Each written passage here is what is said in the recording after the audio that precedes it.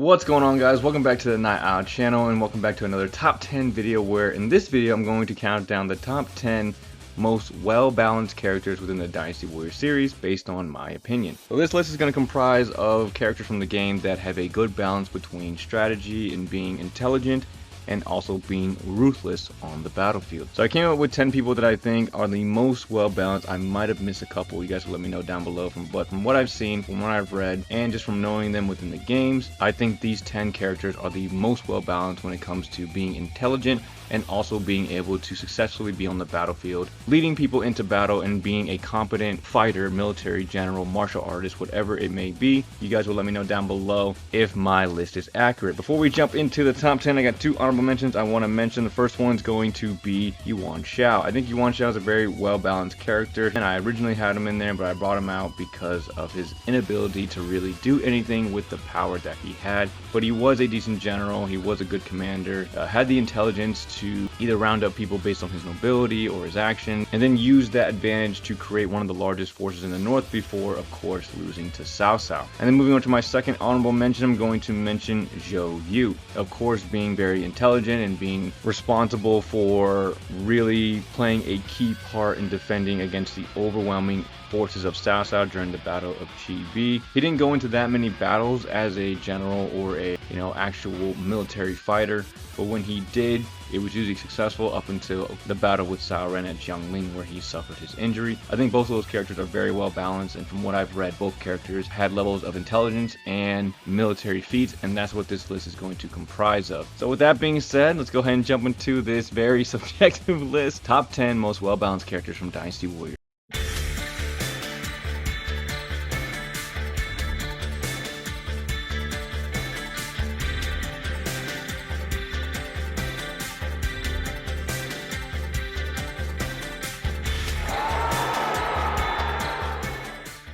Alright, starting off with number 10, should be pretty obvious. I have Jiang Wei coming in at number 10. Definitely a military gung-ho type of general, and to go on 11 northern campaigns and to not be killed in any of them is pretty impressive, to say the least. On numerous occasions during his campaigns, he is personally leading troops into the battlefield, but he had to be competent enough to be able to recommend these campaigns and intelligent enough to try and come up with strategies to defeat the Wei army. But I would say Jiang Wei is a good, well-balanced character in terms of intelligence and being able to actually go toe-to-toe fighting on the battlefield with other officers. And that's why Jiang Wei is going to start off the list for me at number 10.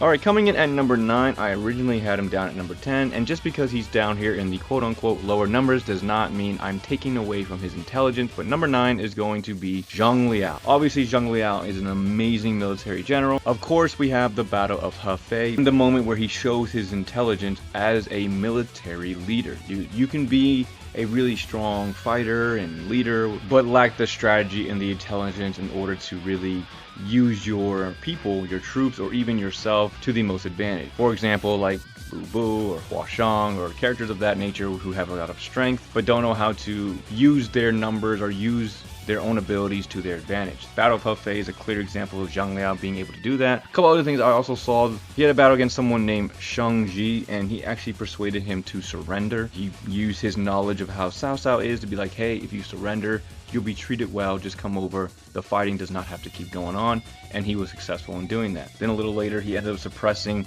a mutiny, a rebellion within his own group or within the area itself, and by being patient and understanding how they would move, he ended up defeating them, right? So Zhang Liao was not only one of the best generals of his time, but he was intelligent enough to understand how people are going to move, how they're going to respond, how he can use his disadvantage and turn it into an advantage. And that's why for me, he's a great choice on the list and a great choice at number 9.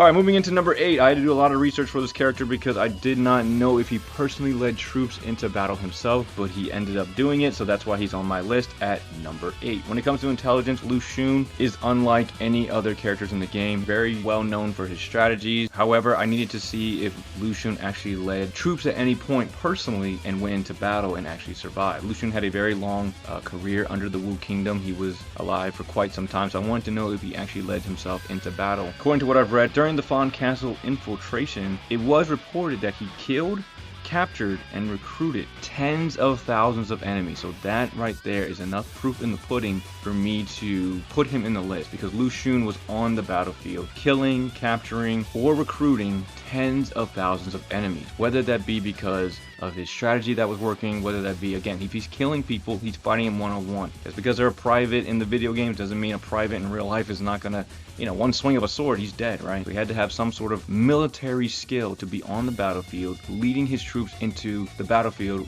with his strategy and coming out alive. So Lu Xun, I think, is a great choice here at number 8. More of a strategist, a politician than anything else, but he had moments of being a general, and a very well-versed general at that, and that's why he's here for me at number 8.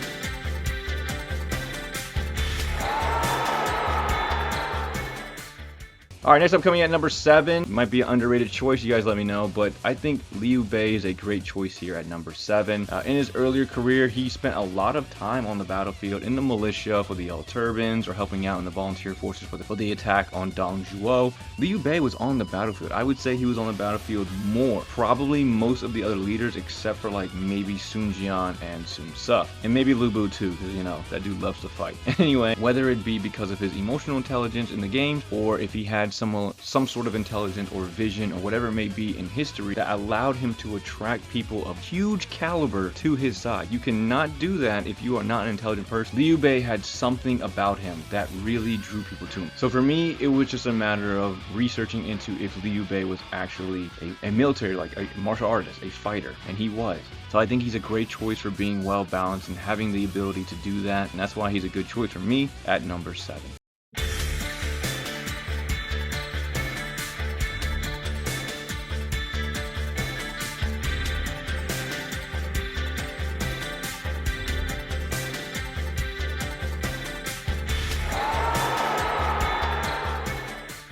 Alright, coming at number 6 might be a very controversial pick, but I'm putting him on the list anyway. I think he deserves to be up here. Sun Jian coming in at number 6 is a big choice. Now, because he died so early, similar to Zhou Yu in the honorable mention, it's a little controversial to put him up here. But just because of the way he was going and what Sun Jian was really known for, one of the best men of his time, and at 16 years old, was accompanying his father to attack pirates and bandits and literally chasing after them and literally decapitating every single one of them. Like, it's insane to think about what kind of character Sun Jian was, and the intelligence he has as a character I think is underestimated. I think he was well versed in strategy and understanding how things were going and what to do, and yes, he unfortunately gets caught up in an ambush and killed. I think up until that point, Sun Jian was a very intelligent person and very understanding, very charismatic as well, which I think is another form of intelligence, able to just round up people very easily just based on who he was and the person that he was becoming, building up a reputation for himself as a good person. I don't have a lot else to say about Sun Jian.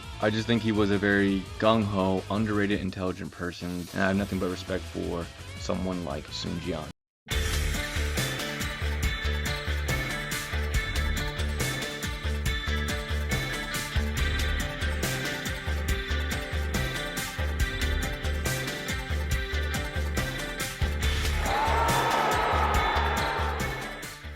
Alright, coming at number 5, might be a controversial pick. I mean, this whole list is subjective. I mean, all of my lists are subjective. I'm always down to talk about what you guys think down below. Starting off the top 5, we have Deng Ai. So, Deng Ai, for me, I had him in my top 20 smartest characters. I don't think I had him in my top 20 strongest character, but he was definitely a general. He was definitely a military general, putting in the work, doing what he had to do in order to push the Wei agenda at the time, and of course taking down Shu, and no doubt about his general skills, his martial arts skills. When it comes to intelligence intelligence as well. I think people underestimate Deng Ai's ability to understand, strategize, and come up with things that helped push his kingdom forward. I believe his nickname, or he was known to be really good at reading maps, and from that advantage that he was able to take advantage of multiple situations and leading into, I would say, more wins for him and his army than losses. He was also very good at building canals, irrigation, understanding agriculture. He knew how to cultivate the area and turn it into something useful for the people that live there or the army themselves, whatever it may be. Deng Ai for me is one of the smartest and strongest. He's one of the most well-balanced characters within the game. He's got both of them, and I think people don't really pay attention to that because he's a Jin character. He came later. Maybe he's not as likable in the Dynasty Warrior series, but he had the best of both worlds in being a good general and a very intelligent character, and that's why he's up here at number 5. Gonna go ahead and move on to number 4.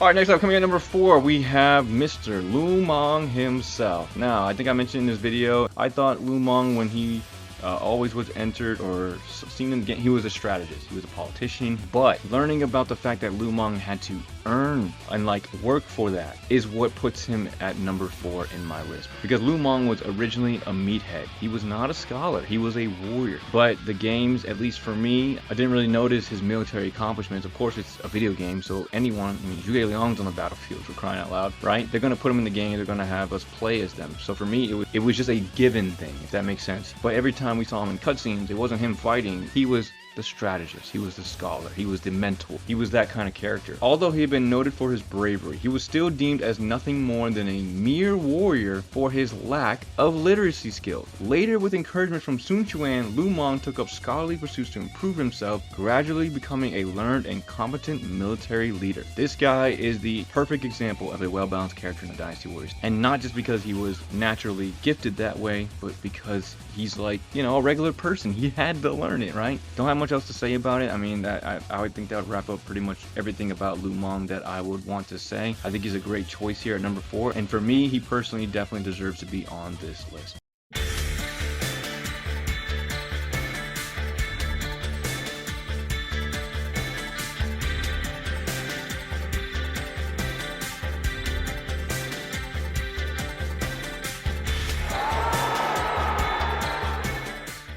Alright, coming in at number 3, starting off the top 3, I can talk about this guy forever. We have Sima Zhao, one of my favorite characters from the Jin Kingdom, and one of the most well-balanced characters within the Dynasty Warrior series. In history, he was on the battlefield, he was leading troops, he was driving off rebellions, night raid, helping his brother, helping his father. Sima Zhao was there, sword in hand, whatever he used in order to achieve that goal.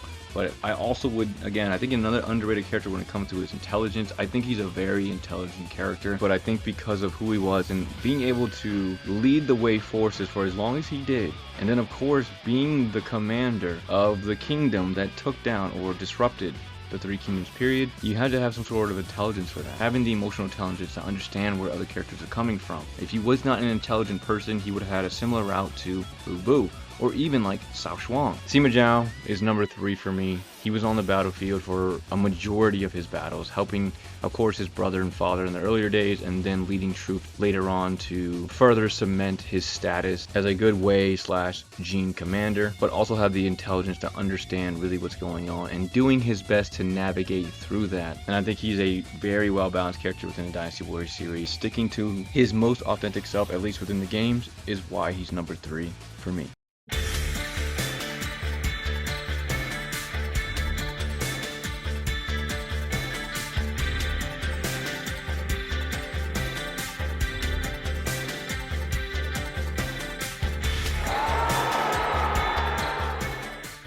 Alright, coming in number 2, we've got my boy Zheng He. Zheng He, being one of the most adaptable generals within the Three Kingdoms period, is going to land him on this list. Adaptability is not something that it can't be taught. It is an instinctive trait that one person has. I mean, being one of the 5 elite generals of Wei, this guy obviously was on the battlefield and earned that title of an elite general. So I have no doubt about his martial arts skills and his fighting skills, even though in the games they take a different approach with him in the game. Regardless, this guy commanded fear from Zhuge Liang and Liu Bei, and just being able to adapt to any situation that he was in makes him a very, very, very well balanced character. And the only reason that he ends up getting killed is because of a mistake from Sima Yi. Being ordered to pursue the enemy, even though he hesitated. He was like, I don't think that's a good idea, and ends up costing his life. Other than that, Zheng He is hands down one of the most well-balanced characters within the Dynasty Warriors series. He's got the brains, he's got the brawn, and I think he deserves definitely to be on this list. He was one of the first people I thought about for this list because it's in history that he was able to adapt. He got and commanded the fear from Zhuge Liang, and I'm just repeating myself now. Zheng He is number 2. That's all I got. Go and move on to number 1.